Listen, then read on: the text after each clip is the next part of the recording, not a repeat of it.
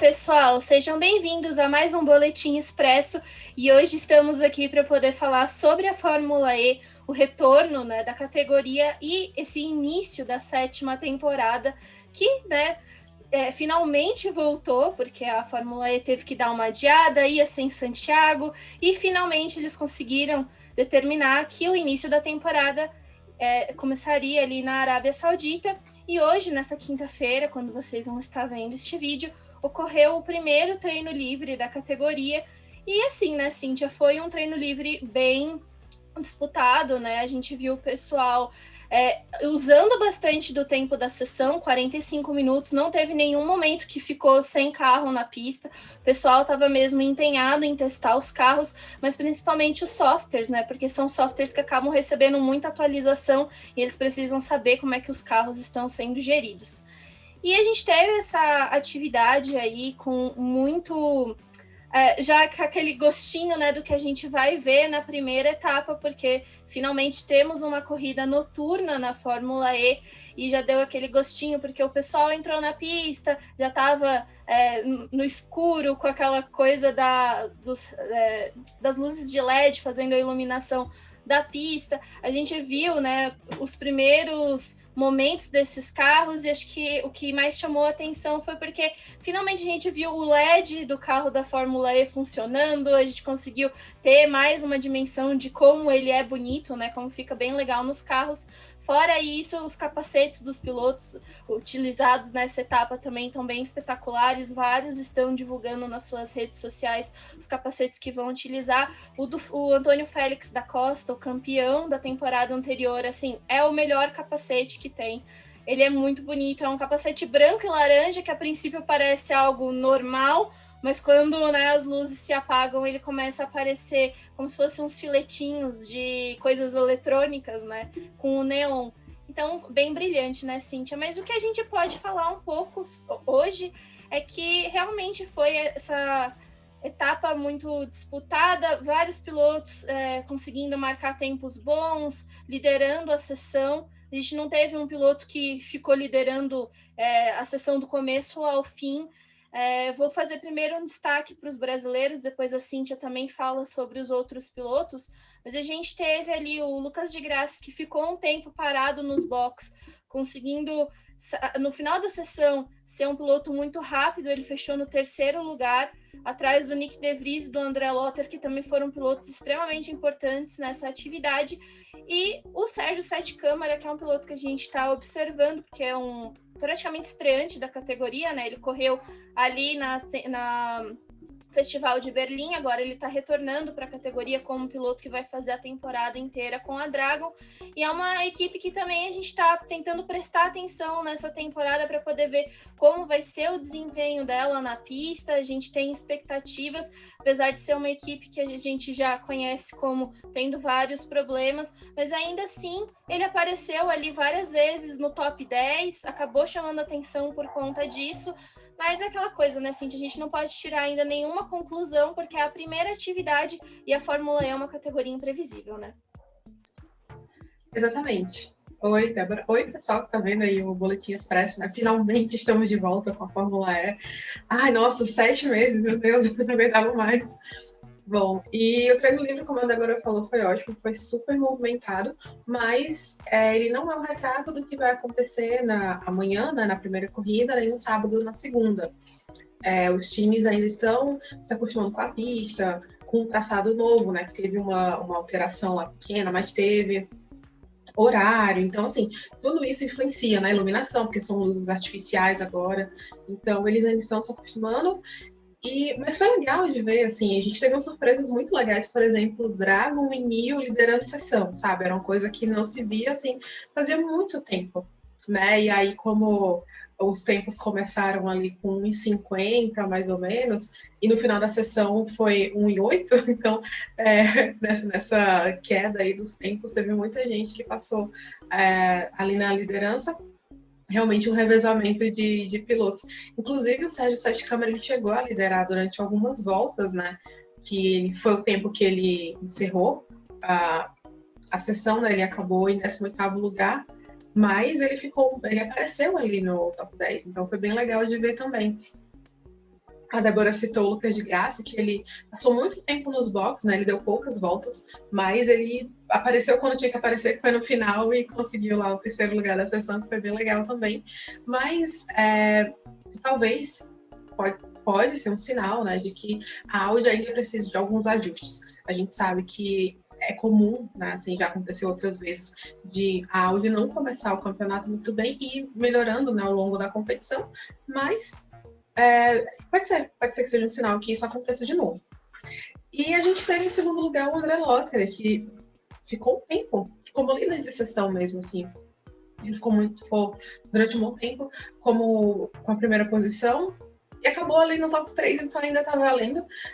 Pode ser que a Porsche esteja realmente tão forte quanto a gente acha que ela esteja, mas pode ser que não, né? Como a gente falou, é muito legal de ver a sessão, mas a gente tem que aproveitar o que ela é como sessão de treinos, né? Não necessariamente como algo que reflete como vai ser o campeonato daqui para frente, até porque a gente tem Tita fora, né, do top 5, só o da Costa que terminou entre os 10 primeiros, o Bernie ficou um pouquinho mais para trás, em 15º. A Nissan ficou muito atrás, assim, né? O Holland ficou em 5º e o Buemi ficou lá embaixo, em 19º, atrás do Sete Câmara. Então, são coisas que, assim, são essas equipes fortes, né? Que a gente sempre considera fortes, que ainda estão se ajustando, né?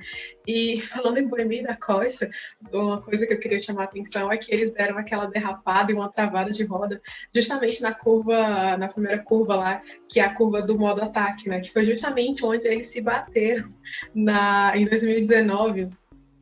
E foi muito engraçado, porque quando o Buemi travou roda, quem estava atrás dele era outra Tectita, que era do Verne.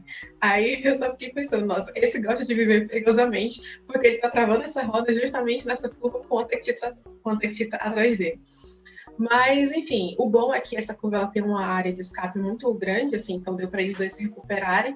E a gente teve uma sessão sem incidentes, assim, ninguém bateu no muro, não teve bandeira amarela, a não ser a do teste, né, que eles sempre fazem. Não teve safety car, não teve interrupção por nada. Ou seja, foi uma ótima sessão de treinos. Assim, pra gente que estava com saudade de ver carro na pista, foi muito divertido acompanhar. O que você tá falando, Cintia, é bem interessante pra gente mesmo, porque não teve interrupção, né, em nenhum momento da sessão.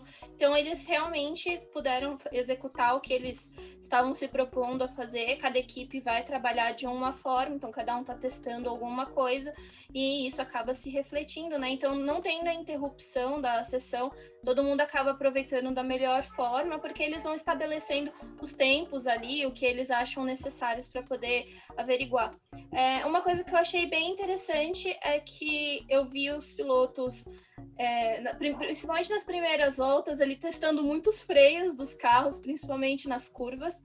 A gente sabe que um dos pontos importantes para o carro da Fórmula E é justamente frear, porque é onde gera recuperação de energia para eles. Então, eles estavam ali fazendo esses testes, o De Vries mesmo parecia que estava empenhado em fazer aquilo, mas acho que é algo interessante que a gente pode ir prestando atenção nessas atividades, apesar de não ter como levar muito em consideração os tempos que eles estão fazendo, né? A pista também da Arábia Saudita teve algumas modificações para a etapa por conta dos LEDs, para poder fazer a iluminação. Então, eles fizeram algumas adaptações ali na pista para poder facilitar, né, essa chegada da corrida noturna. Mas eu acho que, primeiramente, foi algo bem interessante. A gente conseguiu acompanhar esses treinos livres. Fica aí o registro que a Cultura disponibilizou o primeiro treino livre, foi pela internet, né? Então tinha o link, a gente podia entrar e assistir. Foi bem legal, porque, nossa, assim, acho que dá uma satisfação da gente saber que a categoria está passando na TV aberta e que mais gente tem a oportunidade de estar acompanhando, né, a categoria, e saber que cada vez mais outras pessoas vão poder chegar e conhecer, né? A gente teve na Cultura o Kleber Bernucci fazendo a transmissão.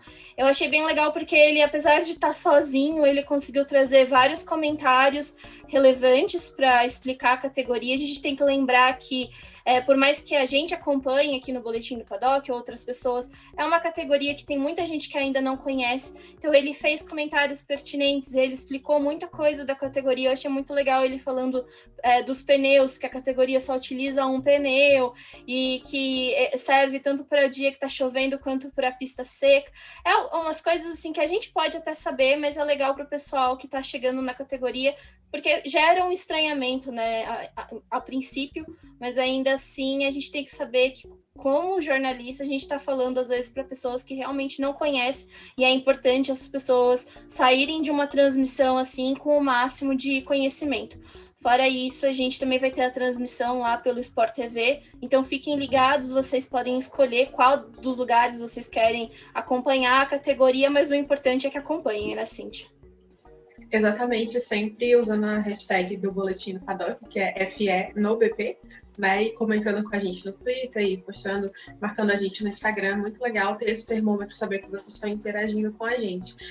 Como a Débora falou, a gente vai estar com o privilégio de escolher entre 2 lugares para assistir a categoria, né? Então é difícil ver isso em outros lugares, e aí o importante não importa por onde você vai acompanhar, o importante é você acompanhar e ajudar e trazer mais gente para curtir também, porque isso mostra para as emissoras que tem público, sim, né? A gente sabe que ainda existe muito preconceito com relação à Fórmula E, existem muitos comentários negativos, como a gente viu nessa semana, né? Quando a Cultura anunciou, quando o Sport TV anunciou. Então é legal saber que existem pessoas que elas estão mais abertas a conhecer, a experimentar, a curtir, abrir a cabeça mesmo, sabe? Para ver que não se vive só de Fórmula 1, sabe? Existem outras coisas muito legais também, e que uma não significa não gostar da outra, né? Assim, dá para curtir tudo, sem problema algum, tem espaço para todo mundo.